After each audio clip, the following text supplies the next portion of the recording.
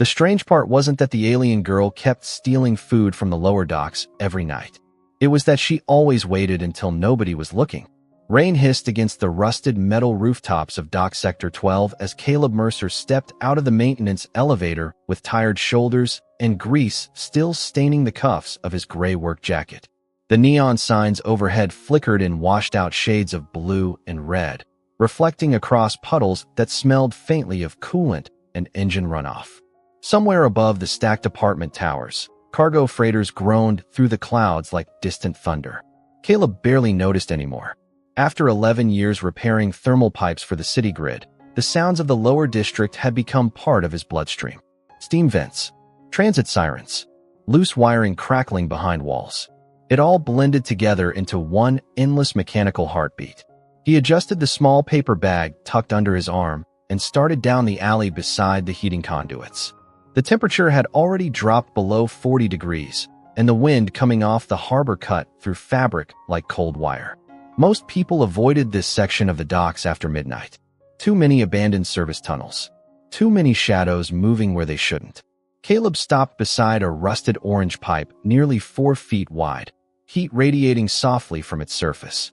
He crouched down with a quiet sigh and placed the paper bag beside the vent grate. A container of hot rice, half a roasted protein wrap, and an orange. The orange was new. He hesitated for a second before adding it to the bag. Vitamin C, he muttered to himself, supposedly keeps people alive. He stood slowly, knees cracking from another 16-hour shift, then backed away from the pipe without looking directly toward the darkness underneath it. That part mattered. The first time he'd seen her 2 weeks ago, she'd bolted the instant he made eye contact. Just a flash of pale silver hair disappearing beneath the steam tunnels. At first he thought she was a runaway teenager. Then he noticed the glowing eyes. After that came the hands.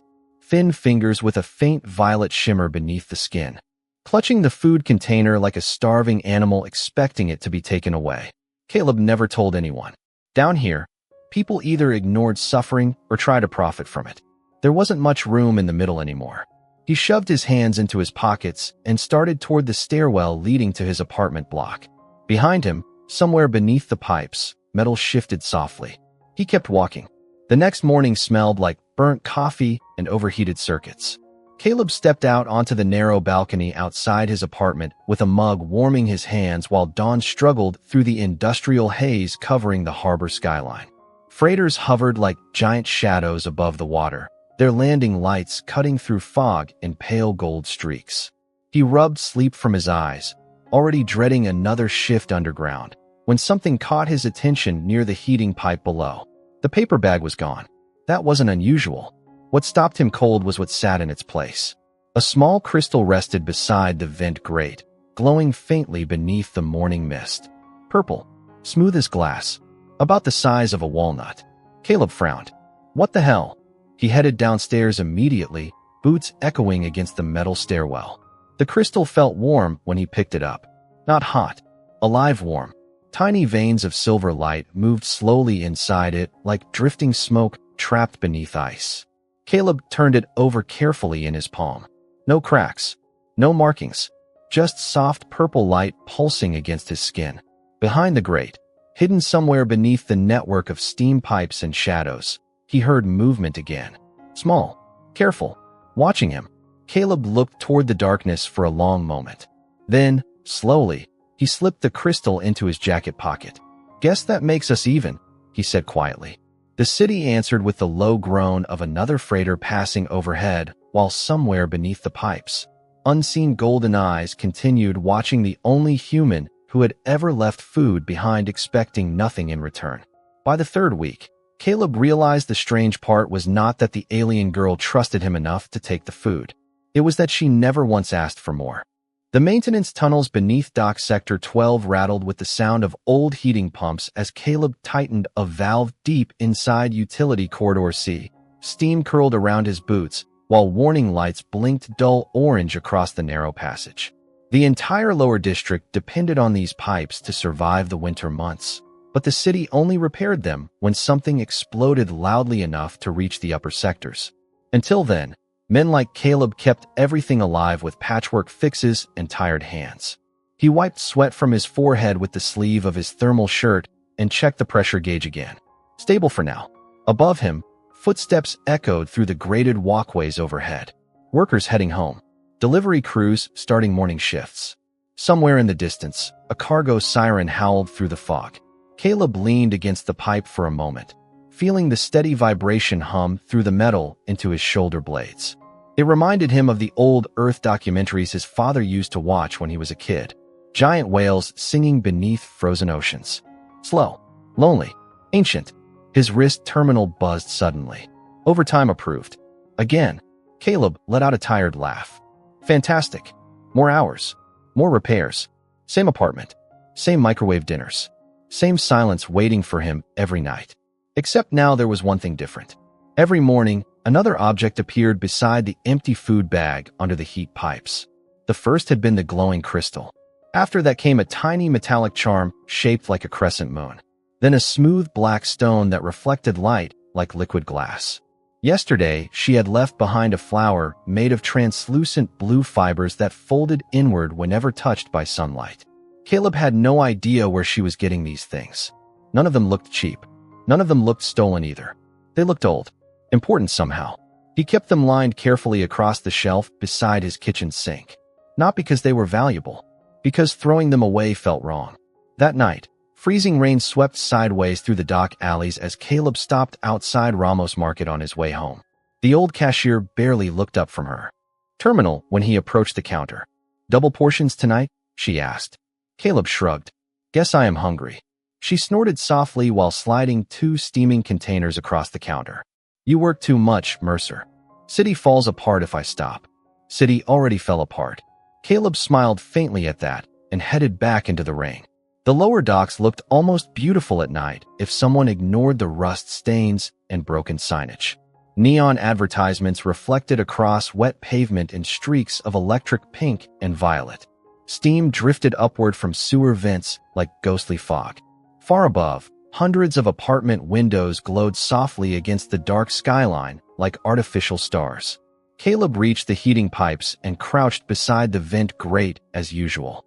"Got lucky tonight," he said quietly while setting down the food containers. "Chicken noodles." Silence answered him. He waited a second longer than normal. Then another. The wind hissed through the alley. Somewhere nearby, loose sheet metal rattled softly. Caleb stood slowly, preparing to leave, when movement flickered beneath the pipes. Fast, pale silver hair catching neon light for half a second. Then golden eyes appeared from the darkness. Watching him directly this time, Caleb froze instinctively. She looked thinner up close. The oversized gray cloak hanging from her shoulders was damp from rain, and faint purple patterns shimmered weakly beneath the skin of her neck whenever she breathed. Her eyes stayed locked on him with the same cautious expression stray animals carried before deciding whether a hand offered food or danger. Caleb slowly took one step backward. "It is okay," he said carefully. "I am leaving." The alien girl did not move toward the food immediately. Instead, her gaze shifted briefly toward his jacket pocket where the glowing crystal rested inside, then back to his face. For the first time since he had found her beneath the pipes, Caleb saw something unfamiliar behind those golden eyes. Not fear, curiosity. The next time Caleb saw her face clearly, she was standing less than 6 feet away from him with rainwater dripping from silver strands of hair onto the cracked pavement below. The heating pipes hissed softly behind her, releasing waves of warm air into the alley while distant cargo engines rumbled through the fog above Dock Sector 12. Caleb stayed perfectly still. Years working maintenance in the lower districts had taught him one important lesson about frightened things. Sudden movement turned fear into panic. The alien girl kept her body low and tense beneath the oversized gray cloak hanging from her shoulders. Up close, the fabric looked worse than he thought. Burn marks spotted the sleeves. One side had been stitched together with thin silver thread that caught flashes of neon light whenever she moved. Her glowing eyes remained fixed on him without blinking. Caleb slowly lifted both hands away from his pockets. "Food is getting cold," he said quietly. The translator implant behind his ear hummed faintly as it processed the words into trade dialect frequencies. Her expression shifted almost invisibly at the sound. Surprise maybe. Most people in the lower docks never bothered installing updated translation firmware unless their jobs required it. The alien girl glanced toward the steaming containers beside the vent grate, but still did not move. Rain tapped steadily against exposed pipes overhead. Somewhere deeper in the alley, an electric sign buzzed and flickered. Caleb noticed how thin she looked beneath the cloak now that she was standing upright. Not weak exactly, just exhausted in a way that settled into bone and posture. "You can eat first," he told her. "I am not taking it back." Silence stretched between them. Then finally, slowly, she crouched near the food containers without taking her eyes off him. Her movements were careful, controlled, like someone expecting the world to change its mind at any second. Caleb looked away intentionally while she opened the first container. Steam rolled upward into the cold night air, carrying the smell of broth and roasted garlic. For several seconds, the only sound came from rain striking metal and distant freighter engines groaning overhead. Then he heard it, a tiny breath, almost relieved. Caleb pretended not to notice. He leaned back lightly against the heating pipe, warmth pressing through his jacket while cold rain mist settled across his hair. "Name is Caleb," he said after a while. "You do not have to answer. Just feels strange talking to someone every night without using names." The alien girl paused mid-bite. Her glowing eyes lifted toward him cautiously. For a moment, he thought she would disappear beneath the pipes again like always. Instead, she spoke so softly the rain nearly swallowed the sound. "Lyra." Her voice carried a delicate metallic accent beneath the translator conversion. Beautiful and uneven at the same time, like someone relearning language after being alone too long. Caleb nodded once. "Nice to officially meet you, Lyra." She stared at him with open confusion after that. Not at the words themselves. At his tone. Caleb realized then she was waiting for something else. A demand maybe. Questions. Suspicion. People usually wanted something after learning another person's name. But Caleb simply slid down the pipe until he was sitting against the warm metal beside the alley wall. "Long shift," he muttered tiredly. "My knees are filing complaints against the rest of my body." To his surprise, Lyra blinked once and tilted her head slightly. Then came the smallest sound. A laugh, barely more than air escaping her throat, uncertain and fragile from disuse. But real. Caleb smiled faintly toward the rain-soaked pavement. "There it is," he said softly. "Thought maybe aliens stopped finding humans stupid a few centuries ago." Lyra lowered her gaze quickly after that, though he noticed the faint glow beneath her violet skin shifting warmer in color for a brief second. She ate slowly, carefully, as if trying to make the meal last. Caleb stayed where he was beside the heating pipe while neon reflections shimmered across puddles around them. No speeches, no dramatic questions. Just two lonely people sharing warmth in the middle of a city too busy to notice either of them existed. After that night, the alley beneath the heating pipes stopped feeling empty. Caleb noticed it in small ways first. The food containers disappeared faster now. Sometimes before he had even reached the stairwell at the end of the block. Other times he would hear soft movement behind the steam vents while he walked away, followed by the faint metallic rustle of Lyra adjusting her oversized cloak beneath the pipes. The city itself remained the same. Cold, loud, exhausted. Dock Sector 12 never slept long enough to dream. Freight engines shook the skyline day and night, while rainwater dripped endlessly from tangled cables overhead. The air always smelled faintly of ozone, rust, and overheated circuitry. But somewhere inside that endless mechanical noise, Caleb had started listening for one specific sound. Her footsteps. 3 nights later, he found another object waiting beside the empty food containers. This time, it was a tiny silver figure no bigger than his thumb. An animal maybe, for legs, long ears. The craftsmanship was impossibly delicate, every line polished smooth despite looking ancient enough to belong in a museum. Caleb turned it over carefully beneath the glow of a flickering neon sign. Tiny symbols ran across the underside in a language his translator could not identify. "You really need to stop giving me expensive things," he muttered toward the pipes. Silence answered him at first. Then came a faint voice from somewhere beneath the steam vents. "Not expensive." Caleb glanced toward the darkness. He could barely make out the reflection of golden eyes watching him between shadows and drifting vapor. "Feels expensive. Only memory." Her words carried through the steam softly, almost uncertain. Caleb slipped the silver figure into his jacket pocket beside the glowing crystal. Still counts. A small pause followed. Then, unexpectedly, Lyra crawled halfway out from beneath the heating pipes. Caleb tried not to stare. This was the closest she had willingly come to him in almost a month. The neon lights overhead reflected softly against her violet-blue skin, revealing faint shimmering patterns along her collarbone that shifted color whenever she moved. They looked almost like living constellations beneath the surface of her skin. Her silver-white hair fell loose around her shoulders now, instead of hiding completely beneath the hood. Clean too. Cleaner than before. Caleb realized she must have found access to one of the public maintenance wash stations nearby. "You ate?" she asked carefully. Caleb blinked once. "What?" Lyra pointed awkwardly toward the second untouched food container still sitting beside him. "You always bring two." For some reason, that caught him off guard more than the gifts had. She had been paying attention. Caleb looked down at the container and shrugged lightly. "I usually eat after work." "Usually." Tonight was busy. Lyra studied him silently for several seconds before reaching toward the bag beside her. Her movements remained cautious, but less fearful now. She pulled out a small wrapped bundle tied with silver thread and set it carefully on the pavement between them. Caleb frowned slightly. "What is that?" "Food." "You made food." A faint glow flickered warmer beneath her skin again. "Embarrassment maybe." "Tried." Caleb slowly picked up the bundle and unfolded the cloth around it.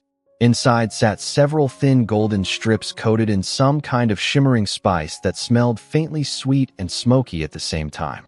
Alien food usually ranged somewhere between dangerous and unforgettable, but Caleb looked up at her anyway and smiled. "Well," he said carefully, "if I disappear tomorrow, I am haunting this alley specifically." For half a second Lyra looked confused again. Then realization crossed her expression, followed immediately by another quiet laugh escaping her throat. Softer this time. Easier. Caleb tasted one of the strips cautiously. Warm spices spread across his tongue with hints of citrus and something almost floral underneath. Surprisingly good. "Okay," he admitted while chewing slowly.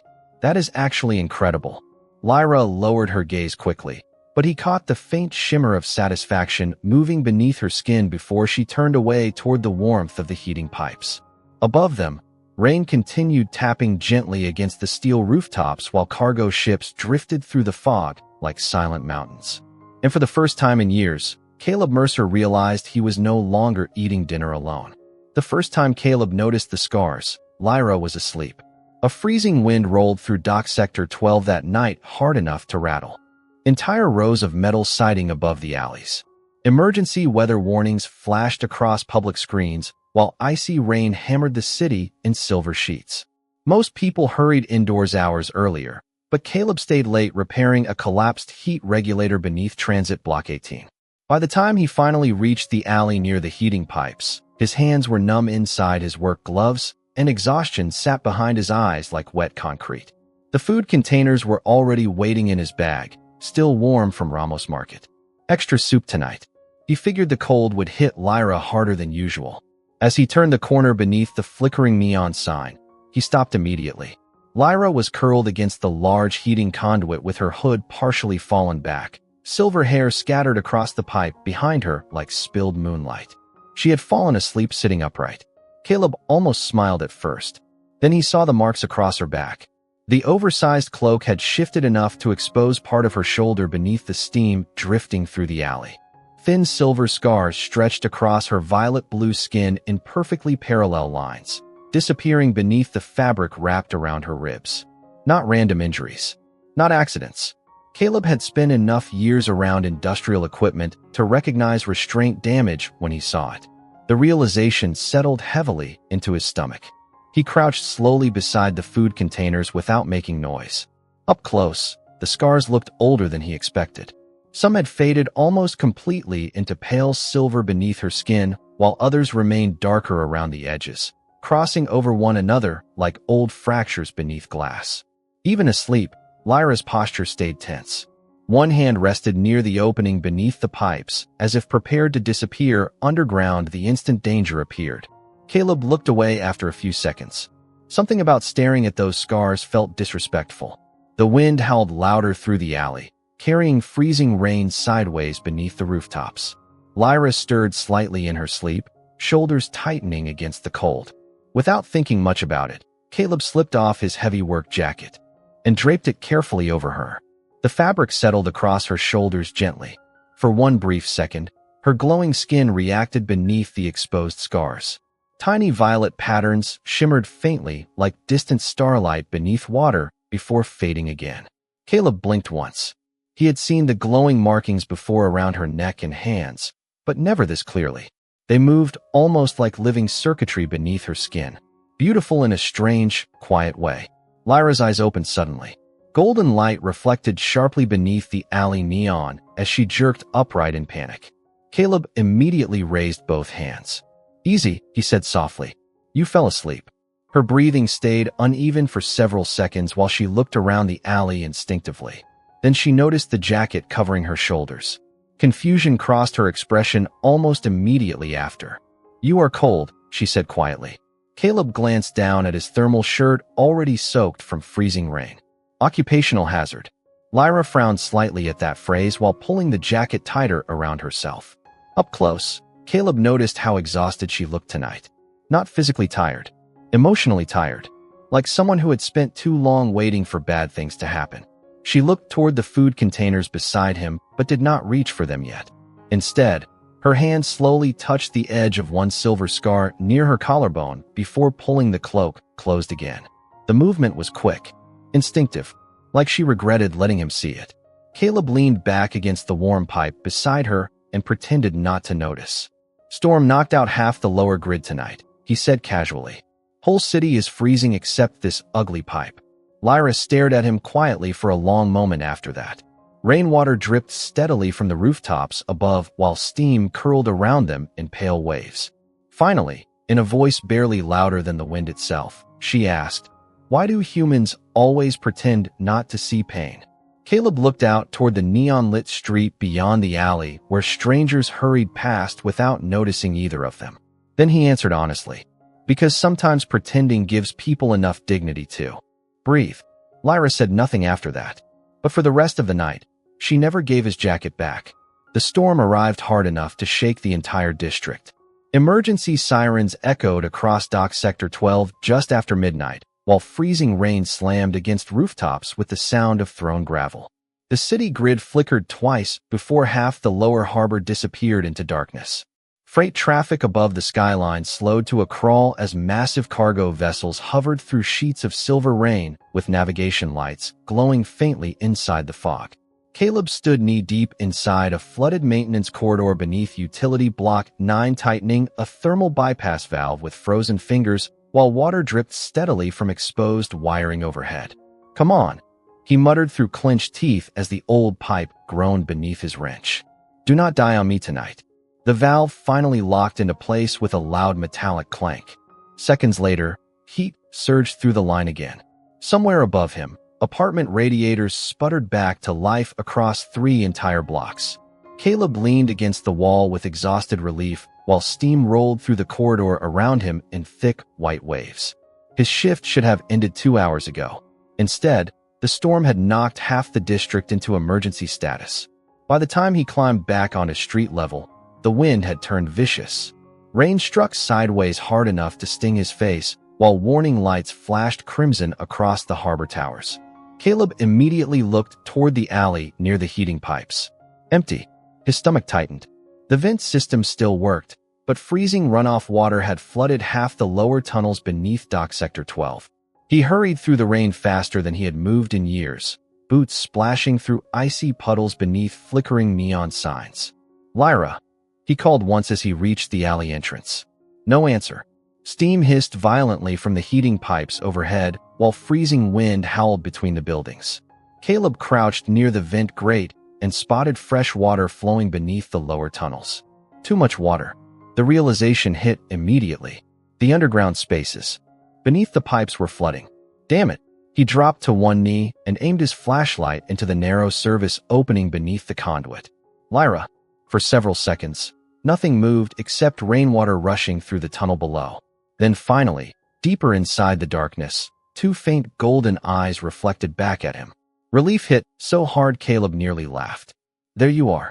Lyra crawled slowly toward the opening beneath the pipes, soaked completely from head to toe. Her silver hair clung to her face, while water dripped from the oversized cloak wrapped around her shoulders. But what stopped Caleb cold was the expression in her eyes. Fear. Real fear this time. Not caution, not distrust. The kind of fear that came from old memories waking up. Another surge of runoff water rushed through the tunnel beneath her, and Lyra flinched violently against the pipe wall. Caleb understood immediately. Tight spaces, locked places, flooding tunnels. Whatever had happened to her before, this was waking pieces of it back up. Hey, he said gently over the storm noise. Look at me. Her glowing eyes lifted toward him slowly. Caleb extended his hand toward the tunnel opening. Come on. My apartment is 3 blocks away. Lyra froze instantly. Her breathing sharpened. Inside, Caleb nodded once. Warm inside. Another tremor rolled through the pipes overhead as the storm intensified. Lights flickered again across the alley. Lyra looked behind herself into the flooding darkness beneath the tunnels, then back toward Caleb's outstretched hand. She did not move. Caleb lowered his voice carefully. You do not have to trust the building, he told her. Just trust me. Rain hammered the alley in deafening waves. For a long moment, Lyra stayed perfectly still beneath the pipes while steam curled around her trembling silhouette. Then slowly, cautiously, she reached forward. Her hand felt freezing cold when Caleb finally pulled her out from beneath the tunnel. He wrapped his jacket around her shoulders immediately despite the rain soaking through both of them. Lyra glanced once toward the open alley behind them like she expected someone to appear from the storm. Caleb simply adjusted the hood over her silver hair and started leading her toward the apartment blocks. Good news, he said quietly while thunder rolled above the harbor skyline. My place only smells slightly like burned coffee and old radiator pipes. To his surprise, even through the fear still trembling in her posture, Lyra let out the faintest laugh beside him as they disappeared together into the freezing rain. Caleb's apartment looked exactly like the kind of place built for someone who never expected visitors. The hallway lights flickered weakly as he unlocked the old metal door on the 7th floor, while rain hammered against the building outside hard enough to vibrate through the walls. Careful, he said quietly while pushing the door open. The lock sticks when the weather gets dramatic. Lyra stepped inside slowly, every movement cautious beneath the oversized jacket still hanging around her shoulders. The apartment was small. One narrow kitchen, one worn gray couch, a table crowded with half-disassembled thermal regulators and scattered repair tools. Soft yellow light glowed from an old standing lamp near the window, while steam hissed quietly from the ancient radiator beside it. The whole place smelled faintly of machine oil, coffee, and warm metal. Safe smells. Human smells. Caleb kicked the door shut behind them just as thunder rolled across the harbor skyline outside. Lyra flinched instantly at the sound. Her gaze snapped toward the sealed door. Then the windows. Then the lock again. Caleb noticed the panic returning beneath her posture immediately. Hey, he said gently while setting his tool bag down near the kitchen counter. Door only locks from inside. Her glowing eyes shifted toward him cautiously. You cannot trap someone with a lock they can open. Lyra stared at him for another long second before finally relaxing enough to step farther into the apartment. Water dripped steadily from the edge of her cloak onto the floor panels. Caleb grabbed a clean towel from the bathroom shelf and held it out toward her. Bathroom is there. Shower mostly works if you threaten it emotionally first. A tiny flicker of confusion crossed her face again. Caleb pointed toward the shower unit. Hot water takes 30 seconds. Maybe 40 if the pipes hate me tonight. Lyra accepted the towel carefully, but did not move toward the bathroom yet. Instead, her attention drifted across the apartment slowly. The shelf lined with strange gifts she had left behind. The glowing crystal. The silver animal figure. The folded blue flower. Caleb noticed the realization crossing her expression almost immediately. You kept them, she whispered. Caleb shrugged lightly while moving toward the kitchen sink. Felt rude not to. Lyra stepped closer to the shelf without speaking.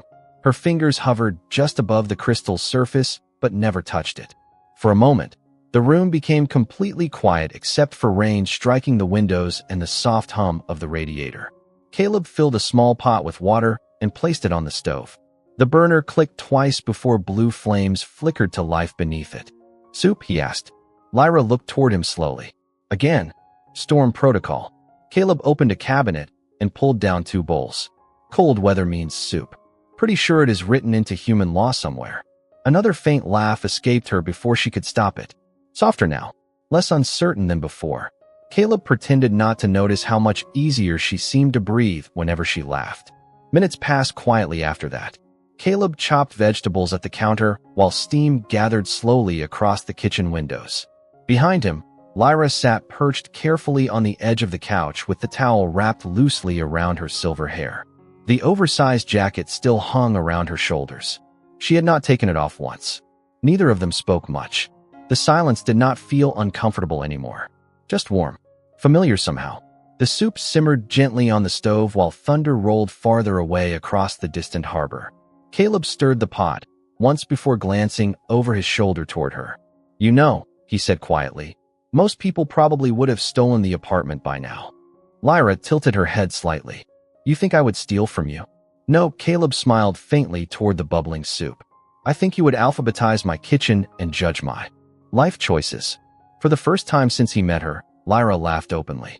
The sound filled the tiny apartment softly, like light reaching a place that had been dark too long. Then her laughter faded just as quickly.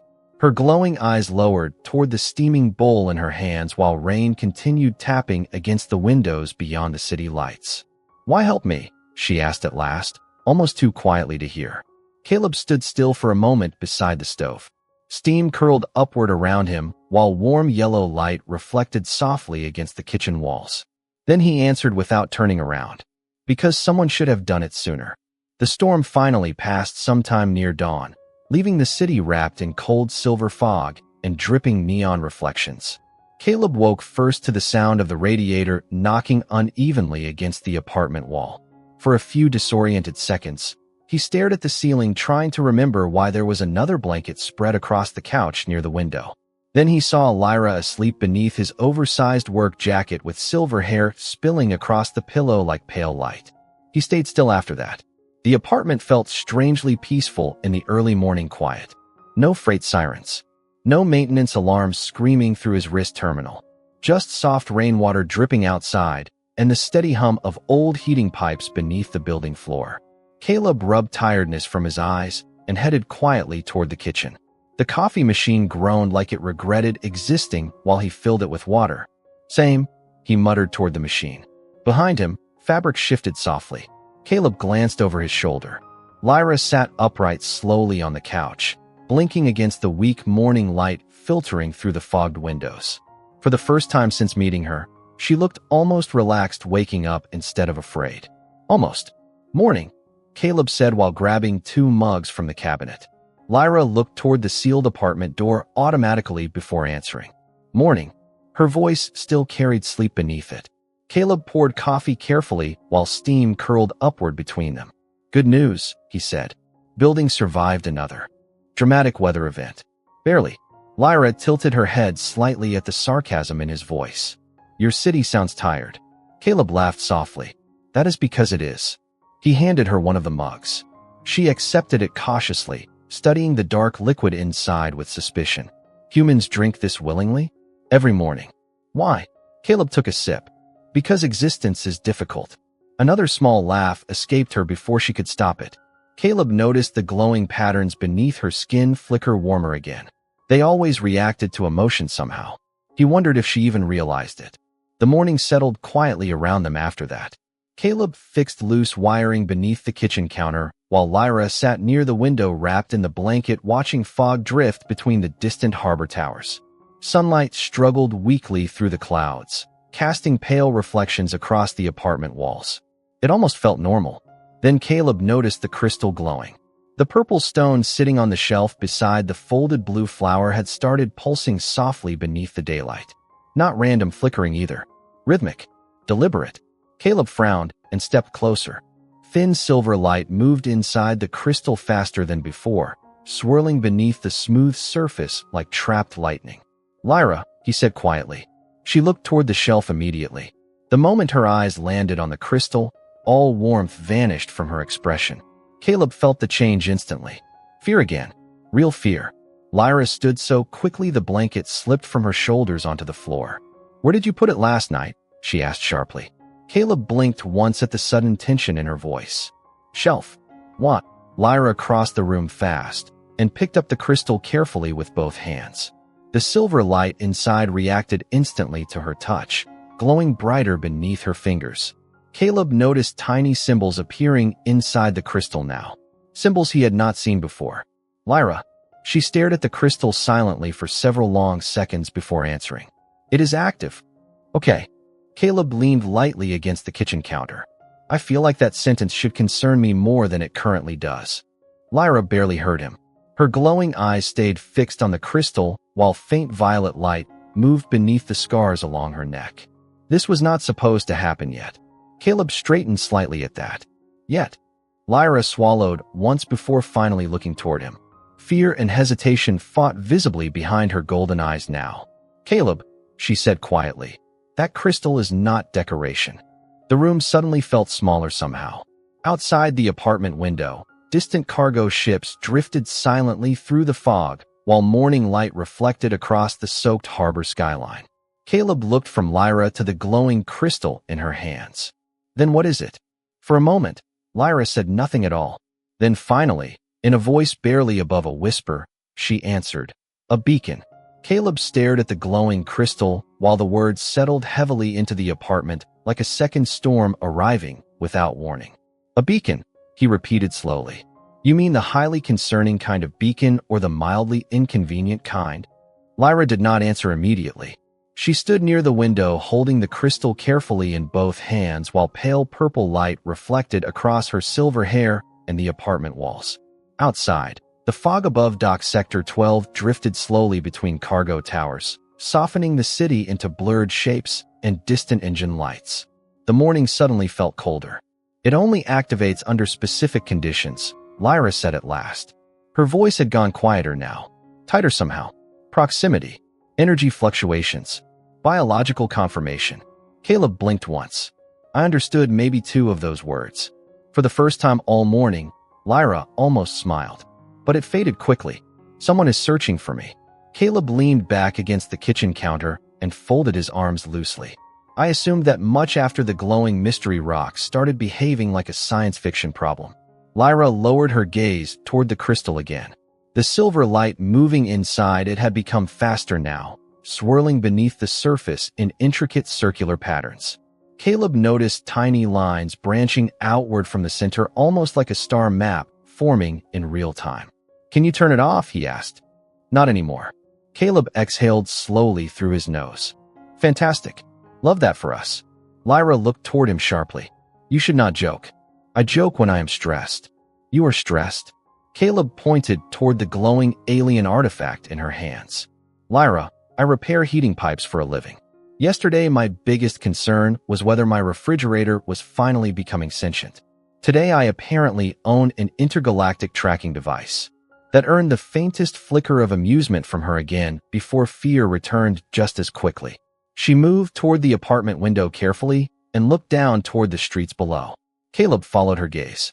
Dock Sector 12 moved through its usual morning rhythm beneath the fog. Freight haulers, vendors opening market stalls, workers crossing elevated walkways carrying steaming coffee cups and tool cases. Normal. But then Caleb noticed something unusual near the transit platform across the street. Three tall figures stood motionless beneath the glowing station lights despite the cold weather. Dark coats, silver trim, watching the building. A strange tightness settled into Caleb's chest immediately. Friends of yours? He asked quietly. Lyra's breathing changed the instant she saw them. Not panic exactly. Recognition. No, she whispered. One of the figures turned slightly toward the apartment tower. Even from 7 floors up, Caleb caught a glimpse of reflective silver markings running across the collar of the coat. Military maybe. Official. Definitely not local dock workers. Okay, Caleb said carefully. That feels bad. Lyra stepped backward from the window immediately. They should not have found this sector so quickly. Caleb moved beside the glass and looked down again. Another dark vehicle had appeared near the lower market entrance. Sleek. Black. Too clean for Dock Sector 12. Nobody inside the lower districts drove vehicles that polished. "You want to tell me what exactly is happening?" he asked quietly. Lyra hugged the glowing crystal closer against herself without answering right away. Caleb could see the conflict moving across her face now. Fear fighting trust. Old instinct fighting exhaustion. Finally she looked up at him. "The things I gave you," she said softly. "The crystal, the silver figure, the flower." Caleb nodded once. "Yeah." Her glowing eyes lowered again. They were never random gifts. Silence settled heavily between them while rainwater continued dripping softly from the building gutters outside. Caleb suddenly remembered how carefully she had chosen each item, how protective she became whenever touching them. The realization clicked slowly into place. "They matter to you," he said. Lyra swallowed once. "They are all I had left." Caleb looked toward the shelf lined with strange little objects beside his kitchen wall. Small things, beautiful things, pieces of memory carefully handed over one at a time in exchange for food and kindness. His chest tightened unexpectedly. Outside, one of the dark-coated figures below lifted something toward the apartment building entrance. A scanner, maybe. Purple light flashed briefly against the fog. Lyra stepped farther away from the window instinctively. "Caleb," she said quietly, "if they find me here, they will ask questions." Caleb looked down at the street below one last time before pulling the apartment blinds shut completely. The room dimmed instantly beneath warm yellow lamplight and the soft glow of the crystal in Lyra's hands. Then he turned back toward her with tired calm settling across his expression. "Good thing," he said softly. "I have spent most of my adult life avoiding people who ask questions." By evening, Dock Sector 12 no longer felt like home. Caleb noticed it in the way conversations stopped when he entered the market below his apartment building, in the way strangers lingered too long near alley entrances pretending to smoke while watching the upper floors. Even the city noise sounded different somehow. Sharper, more alert, like the district itself sensed something moving beneath the surface. Caleb carried 2 grocery bags up the apartment stairwell while rainwater dripped steadily from the hood of his jacket. His shift at the maintenance grid had been a disaster. 3 separate pipe failures, 1 electrical fire, and throughout the entire day, the feeling of being watched never fully left him. The moment he unlocked the apartment door, Lyra stood immediately from the couch. "Someone followed you." Not a question. Caleb shut the door carefully behind him and set the bags onto the kitchen counter. "Yeah, I got that feeling too." Lyra moved toward the window again, though she stayed hidden behind the blinds this time. The glowing crystal sat dark on the table now, wrapped inside 2 towels and stuffed into an old metal toolbox Caleb had dug out from beneath his bed. Somehow that made the entire situation feel even stranger. 2 figures stayed outside the building all afternoon, Lyra said quietly. Another scanned the lower transit platforms twice. Caleb opened one of the grocery bags and started unloading canned soup containers onto the counter. "Good news. If they are looking for us, they are about to be very disappointed by my cooking supplies." Lyra glanced toward him briefly, but did not smile this time. Her fear had changed over the last 24 hours. It felt heavier now, more resigned. Caleb hated that expression on her face more than he expected. "Okay," he said finally while leaning against the counter. "I think we are officially past the point where vague mystery becomes charming. Who are these people?" Silence lingered in the apartment while rain tapped softly against the windows. Lyra's glowing eyes lowered toward the floor. "Retrieval operatives." Caleb blinked once. "That sounds dramatically worse than bounty hunters. They recover assets. And you are the asset." Lyra did not answer directly. That alone told him enough. Caleb rubbed his forehead tiredly. "Fantastic. Always dreamed of accidentally participating in an interstellar conspiracy." He walked toward the window carefully and lifted the edge of the blinds just enough to glance outside. 3 figures stood near the transit platform again beneath pale blue streetlights, motionless despite the cold rain, watching the building. One of them looked directly upward at that exact moment. Caleb let the blinds fall immediately. "Yeah," he muttered. "Definitely not normal dock workers." Lyra stepped back from the window instinctively. "If they confirm I am here, they will not stop searching." Caleb studied her quietly for a second. The oversized gray sweater he had loaned her hung loosely around her frame, while silver strands of hair reflected warm light from the kitchen behind her. She still looked exhausted. Still looked like someone who had spent too long running from places that were supposed to protect her. Then we leave, he said simply. Lyra looked up sharply. What? Caleb shrugged once. City is huge. I know maintenance tunnels half the police grid forgot existed. You would leave because of me? Caleb frowned slightly at the question. Lyra, strange armed people are stalking my apartment because a glowing crystal activated on my kitchen shelf. He grabbed his coffee mug from the table. At this point, I feel emotionally committed. For the first time all day, the corner of her mouth twitched upward faintly, but it disappeared almost immediately when a sharp electronic chime echoed suddenly through the apartment. Caleb froze. Someone was downstairs at the building entrance terminal. A distorted voice crackled faintly through the hallway intercom outside the apartment door. Building management inspection. Please confirm occupancy. Caleb and Lyra locked eyes instantly. The apartment felt very small all of a sudden. Another chime sounded, longer this time. Caleb moved quietly toward the door, while Lyra stepped backward into the shadow near the kitchen wall, breathing unevenly. The hallway outside remained silent except for distant rain and the soft hum of fluorescent lights. Then came a second voice through the intercom. Calm. Mechanical. Resident Caleb Mercer. We know you are inside. Caleb stared at the locked door while cold realization settled into his chest like ice water. Outside the apartment, footsteps began climbing the stairwell toward the 7th floor. The footsteps climbing the stairwell sounded calm. That was the part Caleb trusted least.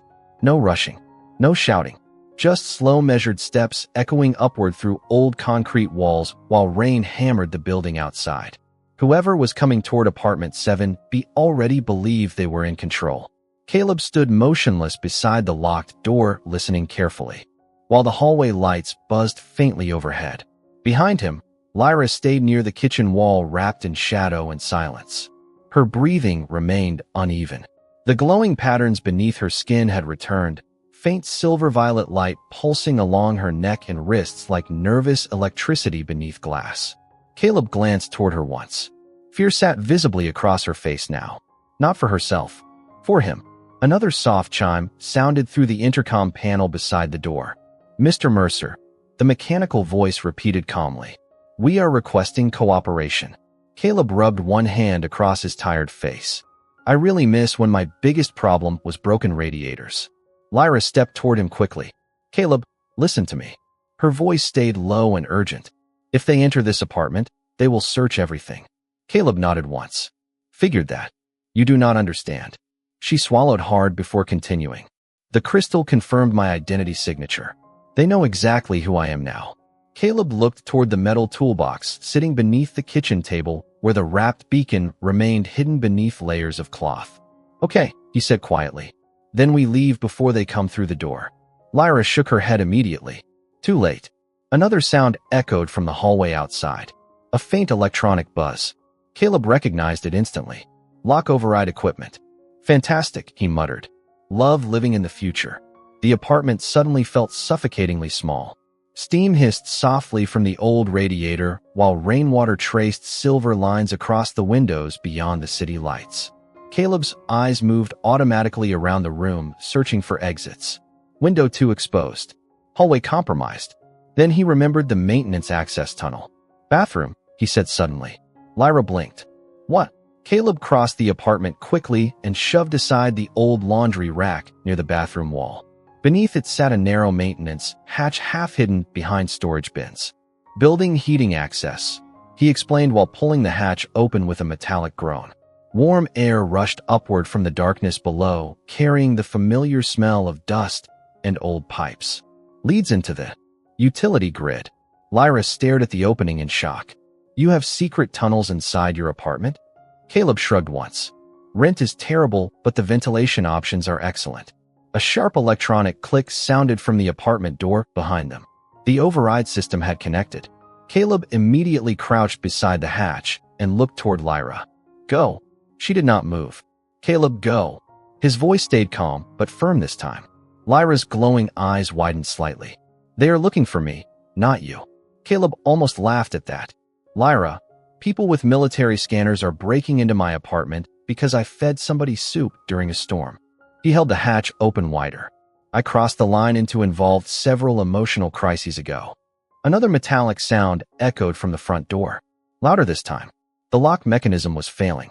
Lyra looked from the hatch to Caleb with visible conflict burning across her face. Then quietly, almost painfully, she whispered, "You should not risk this much for one person." Caleb paused for half a second after hearing that. Rain hammered against the apartment windows while warning lights from distant harbor towers flashed across the ceiling in pale blue waves. Then he looked directly at her. "That is the problem with this city," he said softly. "Everybody keeps deciding who is worth risking something for." The apartment door suddenly jolted hard enough to shake the wall. Lyra flinched instinctively. Caleb pointed toward the hatch immediately. "Move." This time she obeyed. Lyra slipped carefully into the narrow maintenance shaft below, while warm air curled upward around her silver hair. Caleb climbed in after her and pulled the hatch nearly closed above them just as the apartment lock finally gave out with a loud mechanical crack. Heavy footsteps entered the room overhead. Voices followed. Calm. Professional. Searching. Caleb and Lyra stayed completely still inside the darkness beneath the apartment floor, while old heating pipes hummed around them like the heartbeat of the entire building. Above them, strangers began opening cabinets and moving through the apartment one room at a time. Then, through the thin metal walls, a cold, unfamiliar voice spoke quietly from somewhere inside Caleb Mercer's kitchen. "Find a beacon." She was here. The maintenance shaft beneath the apartment felt barely wide enough to breathe inside. Warm air rushed through the narrow tunnel carrying the metallic smell of old heating systems while pipes rattled softly around them from the storm outside. Caleb crouched behind Lyra in near darkness, one hand braced against the wall while unfamiliar voices moved through the apartment overhead. Every sound above them carried clearly through the thin metal floor. Cabinet doors opening. Footsteps crossing the kitchen. One of the strangers moving near the shelf where Lyra's gifts had once been displayed. Caleb could almost picture it perfectly. His tiny apartment invaded by people who spoke like machines and searched like hunters. Lyra stayed completely still in front of him, silver hair glowing faintly beneath the dim emergency lights running along the shaft walls. The violet markings beneath her skin had brightened again. Caleb noticed they pulsed faster whenever footsteps approached directly overhead. "They are scanning for energy signatures," she whispered softly. Caleb leaned closer, so his voice would not carry upward. "Can they detect us down here?" Lyra hesitated before answering. "Not easily. These tunnels interfere with long-range scans." "Good." Another pause. "Probably." One of the voices above suddenly spoke again. Closer this time. The beacon signal terminated inside this structure. Caleb felt Lyra tense instantly in front of him. "Keep moving," he whispered. The shaft extended deeper beneath the apartment complex, branching into narrow service corridors filled with cables and old thermal conduits. Caleb led the way now, guiding them carefully through the maze using a small flashlight from his tool belt. The beam cut softly across rusted pipe labels and condensation dripping from the ceiling overhead. "You know this place well?" Lyra whispered behind him. Caleb crawled forward beneath a low conduit. "Spent 6 years fixing heating failures in this building. Trust me, nothing teaches survival faster than angry tenants without hot water." Even now, under the fear and pressure tightening around them, he heard the faintest breath of laughter behind him. That sound grounded him more than anything else. They finally reached a wider maintenance chamber nearly 3 floors below the apartment. The room hummed quietly with heat exchangers and old coolant pumps while pale orange warning lights flickered along the walls. Caleb stopped beside one of the larger thermal units and caught his breath. Lyra remained standing near the doorway behind him, shoulders tense beneath the oversized sweater she still wore from his apartment. "Caleb," she said quietly after several seconds. He looked up. The fear in her expression had changed again. Less panic now, more sadness. "You need to know the truth before this gets worse." Caleb sat down heavily against one of the warm pipe walls. "Pretty sure we crossed into worse about 4 disasters ago, but go ahead." Lyra stepped closer into the orange light. For the first time since he met her beneath the heating pipes, she stopped trying to hide who she was. The glowing patterns beneath her skin brightened slowly across her throat, wrists, and temples like living constellations waking beneath the surface. Beautiful and ancient and impossibly sad. "My full name is Lyra Valari." Caleb frowned slightly. "That sounds important." It is. Her golden eyes lowered briefly. House Valari governs 7 outer systems beyond the central trade sectors. Caleb stared at her for a second. You are royalty. Lyra almost flinched at the word. I was. Silence settled around the maintenance chamber while old machinery hummed softly in the background. Caleb suddenly remembered every object she had left behind beside the food containers. The crystal, the silver figure, the strange flower. Not random trinkets. Pieces of a life she could not carry anymore. The retrieval operatives, he said slowly. They work for your family? Lyra nodded once. After my father died, control of House Valari passed to the Regency Council. Her voice tightened slightly around the last words. I disagreed with them. Caleb let out a tired breath. That usually ends badly in every species. Lyra looked toward him carefully. The crystal was created to track members of my bloodline if they disappear. Her glowing eyes softened with something painfully close to regret. I never intended for you to become involved in this. Caleb leaned his head back against the warm pipe behind him. Above them, the city groaned softly beneath rain and distant cargo engines. Then he looked toward her again. Lyra, he said quietly, you spent weeks trading priceless royal artifacts for noodles and soup. She blinked once in surprise. Caleb gave her a tired smile. You were involved the second you left me that glowing rock in a paper bag. For several seconds, she simply stared at him beneath the dim orange lights while warmth from the old heating pipes curled through the chamber around them. Then softly, almost like she still could not understand it herself, Lyra whispered, no one has ever spoken to me like I was just a person before. 3 days later, the rain finally stopped over Dock Sector 12. Fog drifted slowly between the harbor towers while morning sunlight touched the city for the first time in nearly a week, turning puddles along the streets into sheets of pale gold. Caleb stood alone beside the old heating pipes near the alley where everything had started.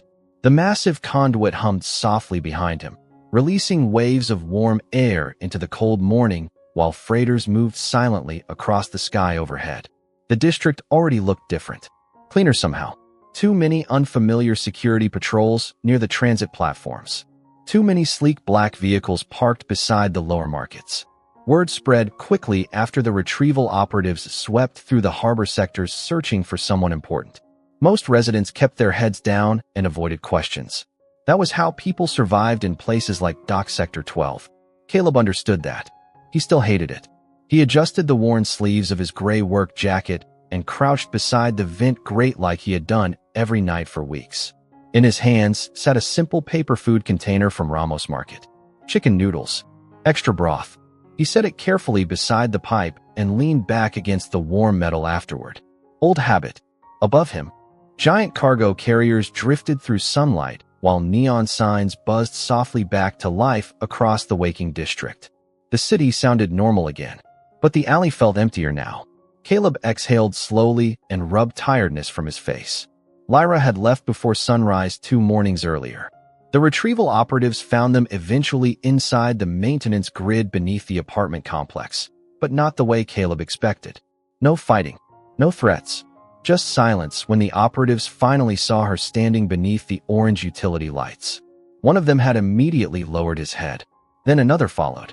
Caleb would never forget the expression on their faces after realizing who she truly was. Not fear, reverence. Lyra had spoken privately with them for nearly an hour inside the maintenance chamber, while Caleb sat beside the old heating pipes pretending not to eavesdrop on interstellar royal politics. When she finally returned, her eyes looked older somehow. Sadder. I have to go with them, she said quietly. Caleb nodded once because he already knew. Figured. Lyra stood beside him in silence for several long seconds after that while warm air curled around them from the ancient pipe system. Then she carefully removed the glowing crystal from her pocket and placed it into his hands. Keep this. Caleb frowned slightly. Thought it was dangerous. It was. A faint smile touched her face. Now it is only memory. He looked down at the crystal glowing softly against his palm. You sure your royal council is okay with me owning expensive alien tracking devices? Lyra surprised him by laughing softly at that. Real laughter. Warm and tired and painfully human despite everything else about her. Then her expression quieted again. Caleb, she whispered, when I first met you, I thought humans were dangerous because they could survive anything. Her glowing eyes lifted toward him slowly. I was wrong. Caleb looked at her. Oh yeah. Lyra nodded once. You are dangerous because you are kind even when it costs you something.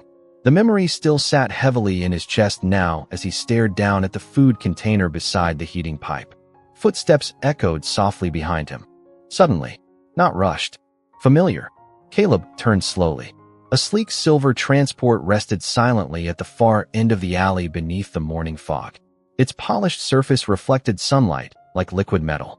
Several figures stood nearby wearing dark ceremonial uniforms trimmed with silver markings.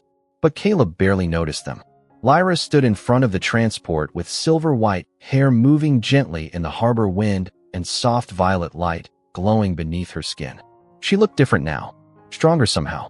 No oversized cloak, no fear hidden behind her posture. Yet her golden eyes stayed exactly the same. Caleb glanced toward the paper container beside the pipe and smirked faintly. You know, he said, this is becoming emotionally confusing for me. Lyra walked toward him slowly until she stood beside the old heating conduit once more. Then, without a word, she held out something wrapped carefully in silver cloth. Caleb unfolded it gently. Inside rested the very first paper food container he had ever left beside the pipes weeks ago. Only now it had been repaired perfectly with delicate golden seams running across every crack and fold like sunlight stitched into memory itself. Caleb stared at it quietly while morning light reflected across the polished gold lines. Lyra's voice came softly beside him. In my world, she said, we repair valuable things instead of replacing them. Caleb looked up at her then. Really looked at her. The alien girl beneath the heating pipes was gone now, but somehow she was still standing right there beside him all the same. Above the harbor skyline, sunlight finally broke fully through the clouds while warm air drifted upward from the old city pipes around them. And in a galaxy obsessed with power, bloodlines, and control, Caleb Mercer suddenly understood something very simple. The most valuable thing Lyra Valari had found on Earth was never safety. It was the first person who looked at her and saw someone worth feeding before asking who she belonged to.